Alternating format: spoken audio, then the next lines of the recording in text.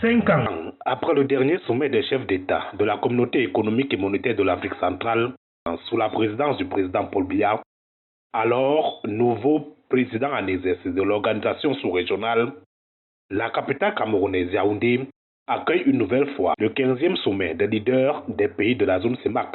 Un rendez-vous important à plusieurs niveaux, tant les enjeux sont énormes et imposent des résolutions urgentes pour la suivi de la CEMAC et l'accélération de l'intégration sous-régionale. Au menu des enjeux, la consolidation entre les différents chefs d'État des acquis de la longue et difficile marche vers la constitution d'une communauté économiquement intégrée et la fusion des marchés de la sous-région.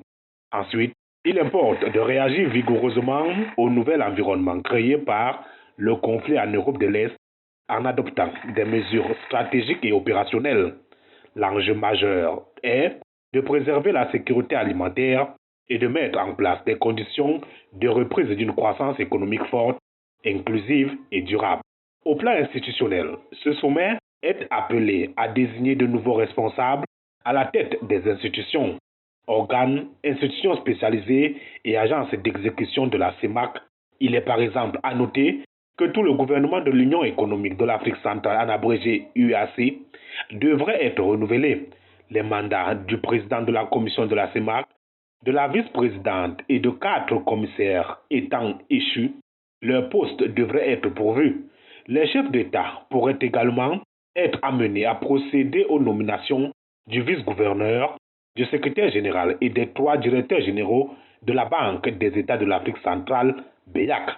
Cette concertation serait l'occasion de procéder à une évaluation du quinquennat qui s'achève, tant à la Commission que dans toutes les autres structures de la CEMAC. Les échanges entre les chefs d'État et de gouvernement ne devraient pas s'empêcher d'aborder la délicate question de la circulation de la crypto-monnaie dans la sous-région, tout comme ils pourraient revisiter le principe de rotation des personnels au niveau des institutions, organes et institutions spécialisées de la CEMAC suite à l'abrogation du consensus de Fort-Lamy. Les experts relèvent également que la problématique du financement de la CEMAC à travers la taxe communautaire d'intégration, en abrégé TCI, ou encore le processus de rationalisation des 2 communautés sous-régionales, la CEAC et la CEMAC, sont autant de sujets dans l'agenda des chefs d'État et de gouvernement. À l'issue des travaux, le président de la République du Cameroun, Paul Biya, président en exercice de la CEMAC depuis le 24 mars 2019, devrait passer le relais au président Faustin Archange Touadéra, président de la République centrafricaine. En définitive, le sommet de Yaoundé marquera certainement un autre tournant décisif dans la vie de la CEMAC. Mais au-delà des défis institutionnels, des défis économiques, monétaires et sécuritaires importants seront également à l'agenda de ce sommet. Le 15e sommet ordinaire des chefs d'État de la Communauté économique et monétaire de l'Afrique centrale se tient à un moment charnière qui cristallise les grandes attentes. Au niveau international, après la reprise constatée en 2021, l'économie mondiale serait à nouveau en train de plonger dans une phase de ralentissement exacerbé à cause, entre autres, des conséquences du conflit entre la Russie et l'Ukraine, les contraintes sanitaires liées à la pandémie du Covid-19, de la montée des tensions inflationnistes et du dérèglement climatique, et de l'aggravation des fractures sociales, la croissance mondiale devrait se contracter sensiblement pour se situer à 3,2% en 2023 contre 4,1% en 2022 et 5,5% en 2021.